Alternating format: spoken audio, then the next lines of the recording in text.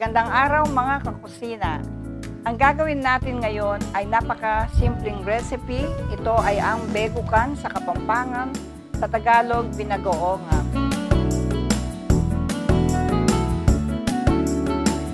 Ang mga ingredients natin sa ating begukan ay ang bagoong, nilagang baboy, asukal, atsuete, vinegar, suka, sibuyas, sili at saka bawang. Madali lang ang ating proseso, gigisa lang natin at paghalu-haluin natin ang ating ingredients. Simulan natin ang pagluluto sa ating begukan. Maglalagay ako ng konting mantika para tayong naggigisa.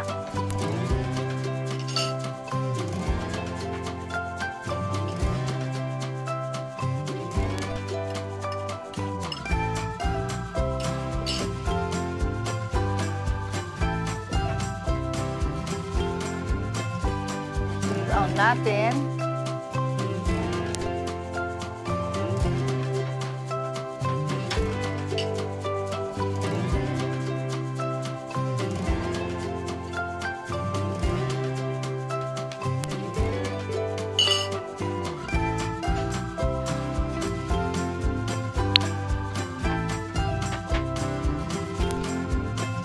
Sibuyas.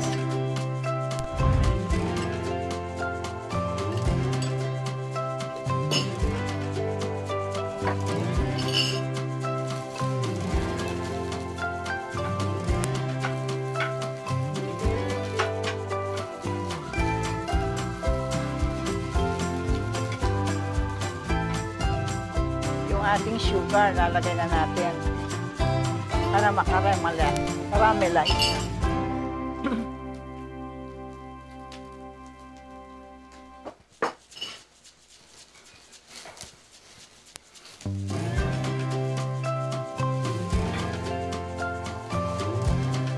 Tapos lagay na natin ang ating atsuete, water.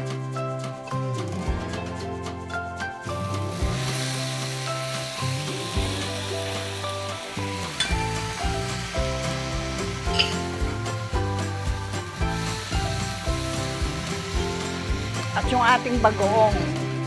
Yung bagoong po natin na hugasan natin once, no, para mabawas yung alat.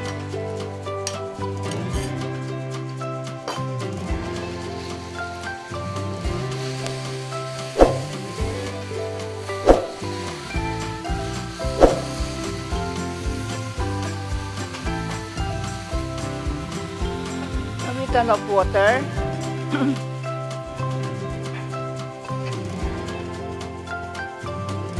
Mga 1/4 cup lang po.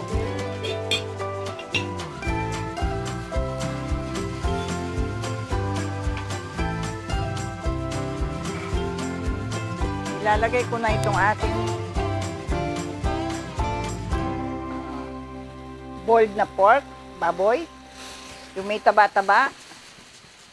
Maglalagay na tayo ng vinegar. Taste lang po ang vinegar natin.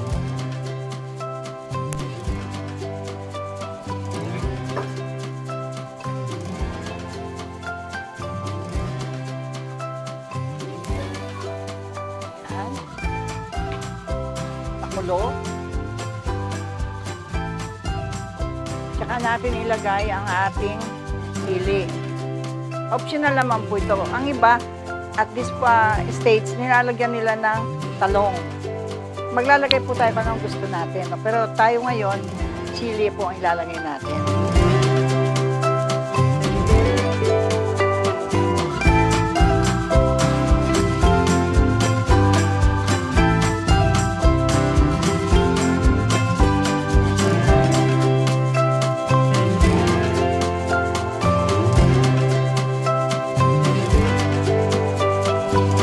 Natin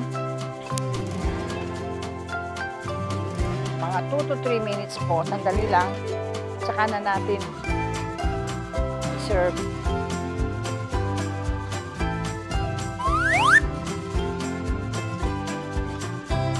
Tingnan na po natin, luto na po. ating begokan. Titikman natin.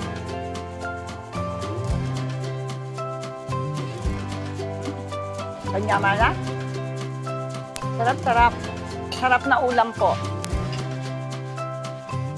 Kaya po, ang bagok po, ang bagoong, hindi lang po para sa sausawan ng mga sinisismigan nating mga prutas, kundi po maaari din tayong magawa ng ganito, ulam na isang putahe na para sa pamilya. Ito po, magpe-plating na tayo. Yung iba, mas gusto nila maraming bagoong. Pero katamtaman lang po.